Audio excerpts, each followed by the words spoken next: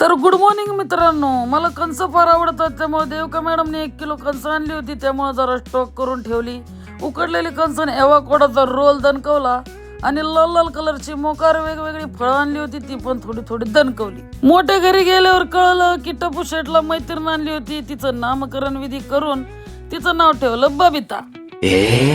आपली वाईट ब्युटी पण पावसामुळे लय कळकटली होती, मग तिला धुवून टाकली घरीच. अखेर आई वारीला निघालीच. महिनाभर आमच्या मागे हट्ट करून करून तिच्या 1 नंबर दिंडीमध्ये सगळ्या मैत्रिणींबरोबर तिचं स्वप्न पूर्ण करण्यासाठी ती गेलीच. आता आई 15 दिवस नसणार आहे, त्यामुळे घर एकदम शांत शांत असणार आहे.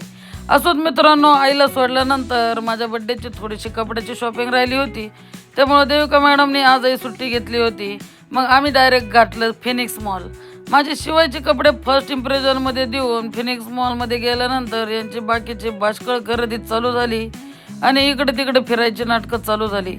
सगळं उरकता सगळीकडनं फिरून झाल्यानंतर फायनली माझ्या कपड्याच्या शॉपिंगसाठी आम्ही एंट्री केली आणि 2-3 रेग्युलर शॉप फिरून अखेर जेवढी पाहिजे तेवढी सगळी कपडे फिरू गोळा केली आणि अखेर कुत्र्यासारख्या लागलेल्या लाईनीला मला उभं राहावं लागलं. मग काय, सगळी 2-4 तासाची शॉपिंग उरकून आम्ही जाणार होतो आता जेवायला. कारण बुकिंग केलं होतं कल्याणी नगरच्या बार्बिक्यू नेशनला. बार्बिक्यू नेशन म्हणल्यावर मित्रांनो आपला आवडता स्टॉप असतो. कुणाला काय आवडू ना आवडू, मला तर फक्त तिथले कबाबच जोडायला आवडतात. 3-4 तासाच्या भुक्यासाठी मी पोट तेवढं रिकामच ठेवलं होतं, कारण मला इकडचे 2-4 आयटमच खूप जास्त आवडतात.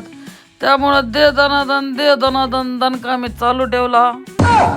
मी आणि प्रथमने आमच्या नॉनव्हेज बरोबर बिचारे पूजीच्या व्हेज थालीमधलं पण सगळं सांकायला सुरुवात केली. देविकाच्या तोंडाला पण आज सुमार नव्हतं. आईस्क्रीम हे ते खाऊन फ्रूट्स वगैरे सगळं उरकून शेवट आता आम्हाला जायचं होतं मित्रांनो घरी. कारण दिवसभराच्या शॉपिंगमुळं आणि सगळीकडं मॉल फिरून पायाचे तुकडे पडले होते. मनसोक्त जेवण करतो आता मित्रांनो. आता भेटू आपण पुढच्या व्लॉगला. बाय.